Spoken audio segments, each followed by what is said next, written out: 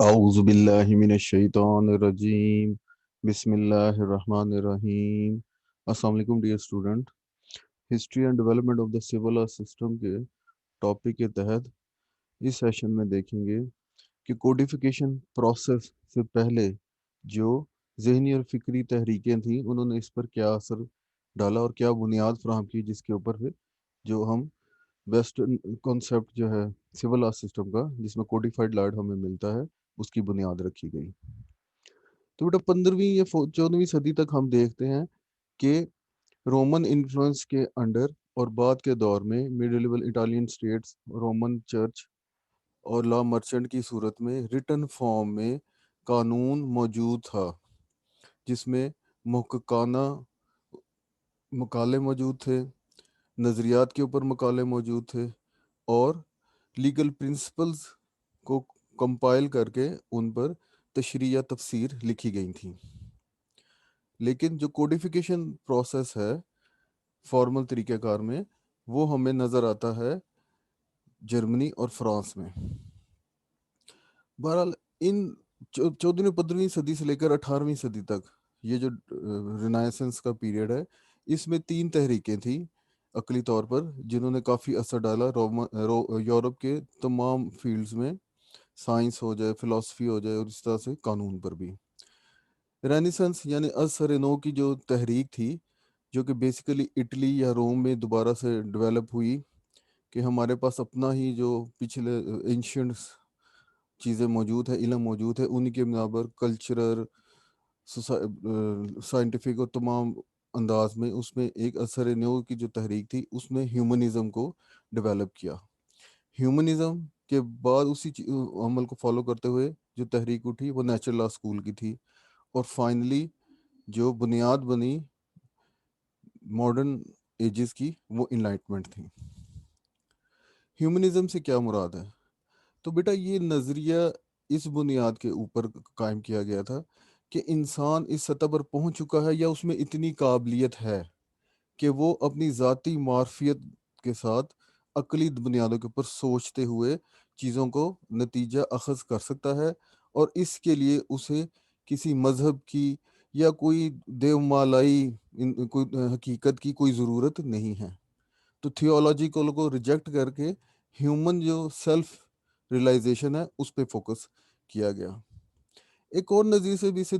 بیان کیا جاتا ہے کہ انسانوں کی جو اصل مقصد ہے کہ جو پورا معاشرہ ہے، انسانی معاشرہ، اس کی فلاح و بہبود کو ہی بڑھایا جائے۔ خدا کے بندے تو ہیں ہزاروں، بنوں میں پھرتے مارے مارے، میں اس کا بندہ بنوں گا جس کو خدا کے بندوں سے پیار ہوگا۔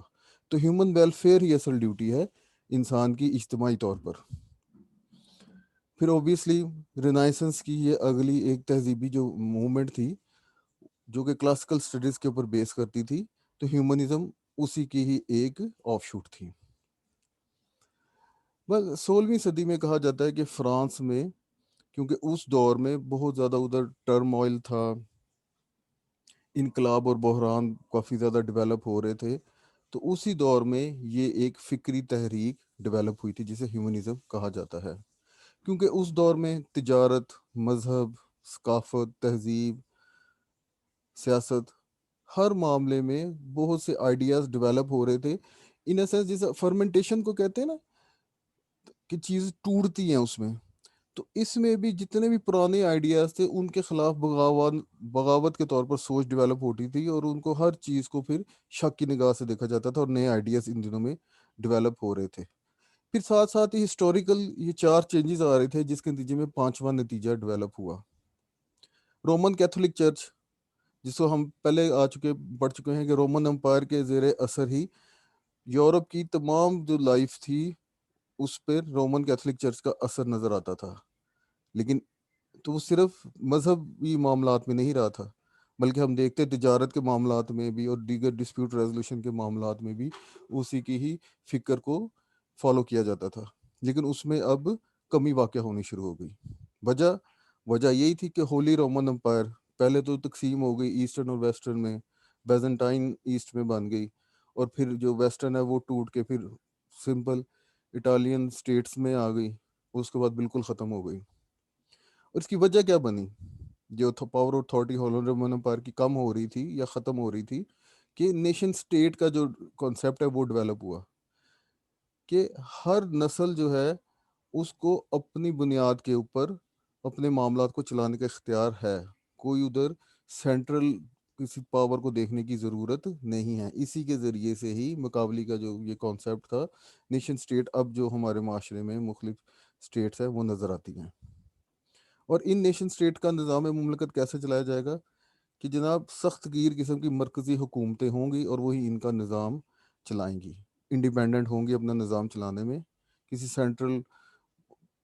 دنیا پہ یونیورسل اتھارٹی کے زیر اثر وہ نہیں ہوں گے۔ تو بیٹا 1648 میں ٹریٹی آف ویسٹ فیلیا سائن ہوئی، جس کے تحت رومن امپائر ختم ہو گئی اور کافی زیادہ یورپ میں اسٹیٹس ڈیولپ ہو گئی۔ اب جو ہیومنزم کے مین کریکٹرسٹکس یا فیچر یا تھاٹس ان کی کیا تھی؟ تو اس نے جو عقلی یا دلائل کی بنیاد کے اوپر جو سوچ ہے اس پہ بہت زیادہ زور دیا۔ دوسرے نمبر پر کہ ہر انسان کو کوئی بھی چیز اچیو کرنے کی اس میں صلاحیت ہے، پوٹینشیل موجود ہے،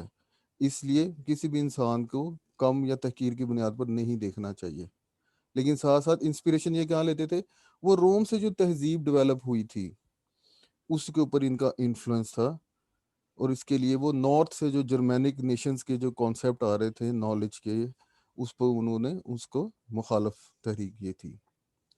پھر ساتھ ہی ساتھ قانون میں، اب تینوں اسپیسیفکلی قانون کے حوالے سے پوائنٹ ہے کہ انہوں نے انکریج کیا کہ قانون کو، اس کے کردار کو اور اس کی فطرت کو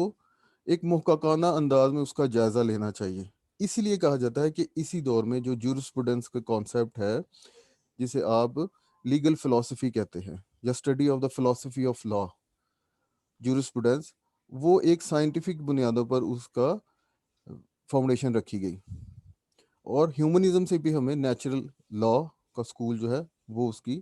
ایک نیکسٹ فارم میں ملتا ہے، ریشنل تھاٹ کے اوپر، آگے بھی ریشنل تھاٹ کا ذکر آئے گا۔ تو نیچرل لا کس کو کہتے ہیں؟ اسکول آف نیچرل لا۔ تو بیٹا یہ قانون کا ایسا نظام ہے جو کہ سمجھتا ہے کہ انسان کا اندرونی جو اس کی اقدار ہے وہ کافی ہیں، انہی کے نتیجے، انہی سے ریلیٹڈ کوئی بھی اصول جو ہے اس کو اخذ کیا جا سکتا ہے، جو انسان کا کانشنس کہہ لیں، اس کا ضمیر کہہ لیں، یا اس کے اندر جو اندرونی اقدار ہیں، سچ بولنا، لوگوں کو تنگ نہ کرنا، اس طرح کے جو ہر بندے میں یہ ایسی سوچ ہوتی ہے۔ اور کہا گیا کہ اس مقصد کے لیے، قانون کی عملداری کے لیے پازیٹیو لا کا جو کانسیپٹ ہے اس کی ضرورت نہیں ہے۔ پازیٹیو لا کو بیٹا مین میڈ لا بھی کہتے ہیں یا سوورن کا لا بھی کہتے ہیں اس کے، تو اس کی ضرورت نہیں ہے، بلکہ جو اندرونی اقدار ہی کسی بھی انسان کی نیچر میں موجود ہے وہ کافی ہیں، اور ان سے ہی اصول اخذ کیے جا سکتے ہیں۔ اسی لیے یہ کہتے ہیں کہ جو انسان کے بیسک ہیومن رائٹس ہیں وہ اس وجہ سے نہیں ہے کہ کسی کانسٹیٹیوشن میں یا بل آف رائٹس میں ان کا ذکر کر دیا گیا ہے، بلکہ وہ انسان کی جبلت میں ہی ہیں، وہ یا تو اللہ تعالیٰ کی طرف سے آئے ہوئے ہیں یا نیچر یا عقل نے اسے دیے ہوئے ہیں یہ رائٹس۔ اس میں تھوڑا سا کانسیپٹ آگے آ جاتا ہے نیچرل میں کچھ، جب کیونکہ تھامس ایکوینٹنس جو تھے وہ ایک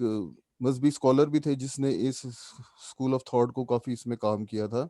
تو کئی حد تک ہمیں نظر آتا ہے کہ کئی اس کانسیپٹ کو بھی کہتے ہیں کہ جناب کیوں ایک ڈیوینٹی ہے، ڈیوینٹی کے تحت ہی اس انسان بنا ہے، تو اسی نے ہی انسان کے اندر یہ سارے معاملات سوچنے سمجھنے کی، عقل کی، دلیل کی، ہر باتیں رکھ دی گئی ہیں۔ لیکن جو پھر اینٹی تھیولوجی ہے، جو دہریے ہیں لوگ، مذہب کو نہیں مانتے، سپر نیچرل کو نہیں مانتے، وہ پھر ہیومن نیچر اور ریزن کی بات کرتے ہیں۔ پر جو بھی بات ہو وہ پازیٹیو لا کے اگینسٹ یہ اسکول آف لا ڈیولپ ہوا۔ اس میں اب جو سب سے بڑا اسکالر اس کو کہا جاتا ہے وہ ہوگو ڈی گروٹ،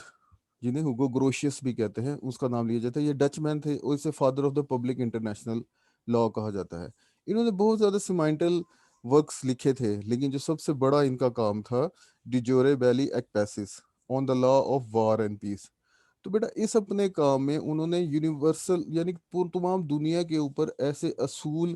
دیے تھے کہ جو کہ کسی خاص نظام یا کسی خاص اسٹیٹ کے اوپر ڈپینڈ نہیں کرتے۔ کیونکہ بیٹا ہم جب پبلک انٹرنیشنل لا کو لا آف نیشنز اسی لیے کہتے ہیں کہ تمام کی تمام اقوام سے ریلیٹڈ ان کے جو آپس میں مسائل ہیں یا ان کے ریلیشن ہے، انٹر کورس ہے، اس کو یہ ڈیل کرتی ہے. تو جب وہ کسی خاص ملک یا خاص نظام پہ ڈپینڈ نہیں کرے گی، تب بھی اس میں وہ یونیورسلٹی کا کانسیپٹ آئے گا قانون کا. تو اسی لیے انہیں father of the public international law بھی کہا جاتا ہے. انہوں نے جن آئیڈیاز کو کافی زیادہ فروغ دیا، ان میں یہ تھا کہ قانون جو ہے اس کی بنیاد انسان کے تجربات اور اس کی خواہشات کی مبنی ہونی چاہیے. اس میں سب سے بڑی خواہش کیا ہے کہ جس معاشرے میں وہ رہتا ہے اس کا نظام ایک طریقہ کار کے مطابق ہونا چاہیے اور معاشرے میں امن ہونا چاہیے، اور جو معاشرے کی ہے اس کی بنیاد عقل یا دلیل کی بنیاد پر رہنی چاہیے. تو اسی لیے انہوں نے بہت زیادہ فوکس کیا، یہ آرگومنٹ پیش کیا کہ جو لا کا ڈھانچہ ہے اس میں ایک عقلی سوچ ہونی چاہیے، اور اسی ڈھانچے کی بنیاد کے اوپر پھر جو تنازعات ابھرتے ہیں ان کا حل نکالنا چاہیے. پھر جتنا بھی قانون کا مٹیریل تھا اس کے حوالے سے انہوں نے سسٹمیٹک ارینجمنٹ کا کانسیپٹ دیا کہ اس کو ایک سائنٹیفک بنیادوں کے اوپر اس کی ارینجمنٹ کی جانی چاہیے. مثال کے طور پر اگر جائیداد ہے تو اس کے رائٹس کیا ہیں، کسی بندے کے پاس ہے تو اس کی کس طرح سے وہ اس کی دیکھ بھال کرے گا یا اس کے ساتھ ڈیل کرے گا، اور ساتھ ساتھ جائیداد رکھنے کے ساتھ ساتھ اس کے کیا اس کی ذمہ داریاں بن جاتی ہیں. پھر جو history of the European legal system ہے، اس بک میں کہا گیا ہے کہ گروشیس کو ہی اس لیے کہا جاتا ہے کہ انلائٹمنٹ کے جو لائرز تھے انہوں نے کوڈیفائی کیا بعد میں سارے قانون کو، وہ سٹارٹنگ پوائنٹ تھا گروشیس کی یہ ساری سوچ. اور اوبویسلی اس دور میں کیونکہ مرکنٹائل سوسائٹی تھی، کافی زیادہ ادھر تجارت ہو رہی تھی، تو تجارت پھلتی پھولتی کب ہے؟ جب معاشرے میں نظم ہو اور سکون ہو.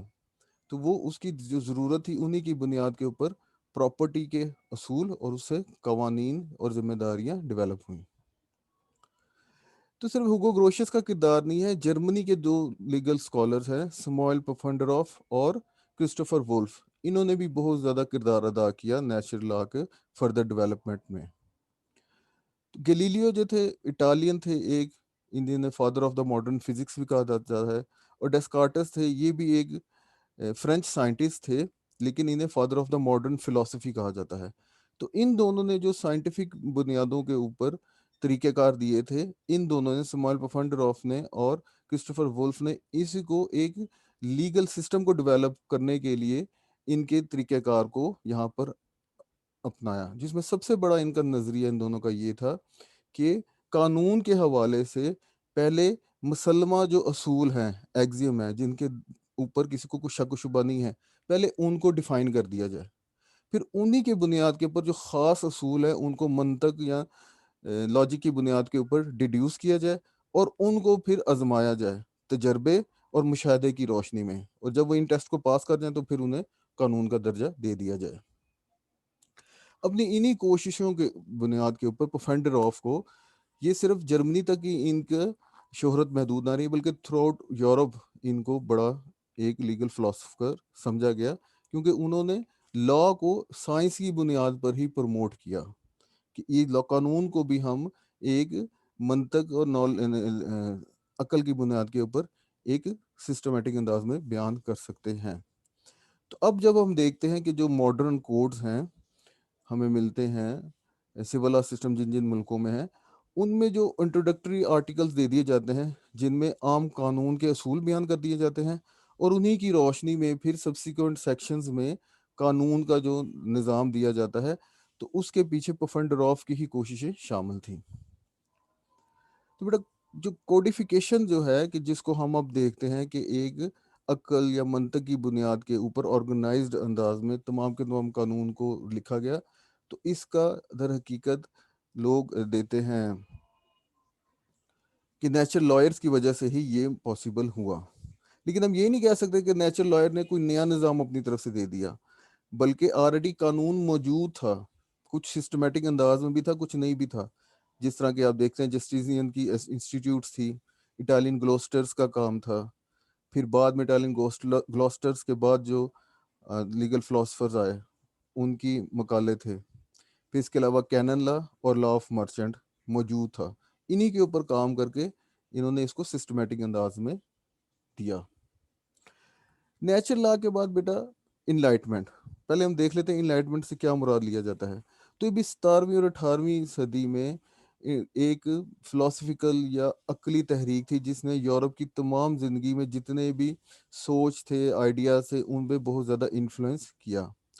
تو انلائٹمنٹ کو اگر ہم بیان کرنا چاہیں تو یہ ایک رینج آف آئیڈیاز تھی جس کا مین مرکزی نقطہ نگاہ دو تھے. پہلا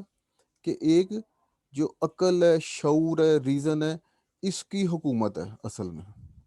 اور دوسرا کیا ہے کہ جو علم کا جو اصل ذریعہ ہے وہ ہماری حصے ہیں. تو حص جس چیز کو سمجھ سکتی ہے تو وہی نالج کے زمرے میں آئے گا، علم کے زمرے میں آئے گا، ورنہ وہ نہیں ہے. اور انہی کے اوپر پھر جو ایڈوانس آئیڈیلز بنے، مثال کے طور پر آزادی، ترقی، مساوات، برداشت، آئینی حکومت اور چرچ اور اسٹیٹ کے نظام میں فرق رکھنا. تو یہ تمام کتاب ہمیں انلائٹمنٹ کی تحریک کے ہی ملتے ہیں. 15ویں 16ویں 17ویں صدی میں جو ٹرموائل تھا سوسائٹی میں معاشرتی لحاظ سے یا عقلی لحاظ سے، اس کے پھر الٹیمیٹ ہوا جب ماڈرن ایج جس کا تھا شروع ہوئی 18ویں صدی میں، جس کا پیک پوائنٹ تھا فرینچ ریولوشن، جو کہ 1789 میں وہاں پہ مونارکی پہلے ختم کر کے کانسٹیٹیوشنل مونارکی لائی گئی. پھر 1799 تک ہم دیکھتے ہیں ایک سفر کے دوران میں وہاں پہ پھر ماڈرن فرینچ ڈیموکریٹک ریپبلک بنائی گئی، اور جس کا پہلا سربراہ آپ کا نپولین تھا. اور اسی کی بنیاد کے اوپر بعد میں تمام دوسرے یورپین ممالک میں کوڈز بنائے گئے، اور جس میں مین فوکس پھر ہم بار بار وہی دیکھ رہے ہیں کہ منطق، عقل، دلیل کو ہی بنیاد بنا کے رکھا گیا کہ کسی بھی انسان کی جو فکری سوچ ہے، اس کی فکری زندگی ہے، یہ سوسائٹی کو کس طرح سے آرگنائز کرنا چاہیے، اس کی آزادی جو ہے وہ ریزن کی بنیاد کے اوپر ہی ہو سکتی ہے، جو کہ اوبیسلی ہم دیکھتے ہیں کہ نیچرل لا اسکول کی ہی فردر آگے الیبوریشن یا پروگرس ہے. پھر اسی دور میں ہی یورپ میں جو تحریکیں تھیں انہی نے پھر انلائٹمنٹ پیریڈ کے دوران میں آخری پھر اسٹیمولیشن پرووائڈ کی، جس کی بنیاد کے اوپر ہم دیکھتے ہیں کہ یورپ کی ڈفرینٹ جو ممالک ہیں ان میں ماڈرن کمپریہنسو کوڈز موجود ہیں. کیونکہ اس دور میں جو قانونی فلسفی ڈیولپ ہوئی تھی وہ زیر اثر رہی سوشل فلسفی کی، اور جس نے پھر تحریک دی کہ قانون میں اثر نو اس میں ترمیمات کی جائیں، اور اسی دوران میں پھر نئے قانونی قوانین جو ہیں ان کو ایک یونیفائڈ سسٹم میں بنایا گیا، جس میں ہم دیکھتے ہیں کہ سٹارٹنگ پوائنٹ کوڈیفیکیشن کا اگر تھا تو وہ جسٹینین انسٹیٹیوٹ تھا، کیونکہ اس نے ایک عقلی بنیادوں کے اوپر ہی تمام کے قانونی اصول تھے یا ضابطے تھے جو کہ پرائیویٹ لا سے کرتے تھے، ڈیل کرتے تھے، ان سب کو ایک سسٹمیٹک انداز میں ارینج تو کیا، اور وہی تمام یورپین لیگل سسٹم میں ایک بنیاد مانا جاتا تھا. لیکن فائنلی جو انلائٹنمنٹ کا جو پیک پیریڈ تھا جس نے بہت زیادہ جس سوچ نے قانون میں بھی کافی زیادہ عملداری دکھائی، وہ ایگلیٹیرین آئیڈیلز تھے. ایگلیٹیرین کہتے ہیں مساوات کی بنیاد پر. اب پہلے ہم دیکھتے ہیں کیا جناب کچھ خاندان تھے جو آپس میں جنگیں کرتے تھے، اور جناب مونارکی کا انہی کے پاس رائٹ ہوتا تھا، برتھ رائٹ، کہ یہی بن سکتے ہیں. بیرنز تھے علاقے کے لوگ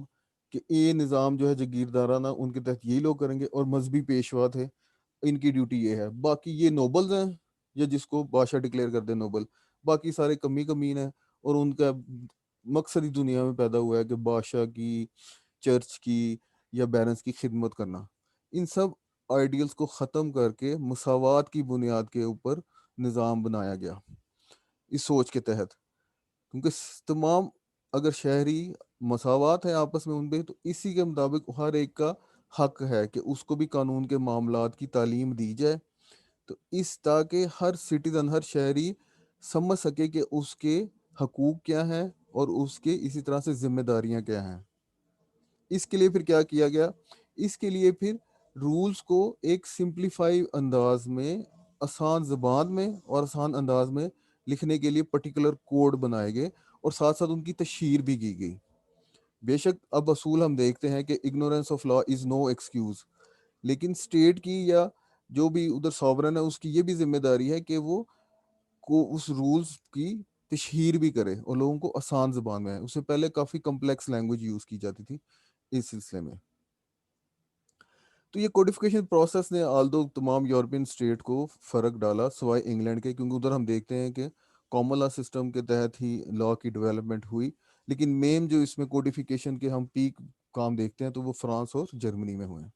تو یہ انٹلیکچوئل موومنٹس کے حوالے سے کچھ تھوڑی ڈسکشن تھی. انشاءاللہ نیکسٹ ہم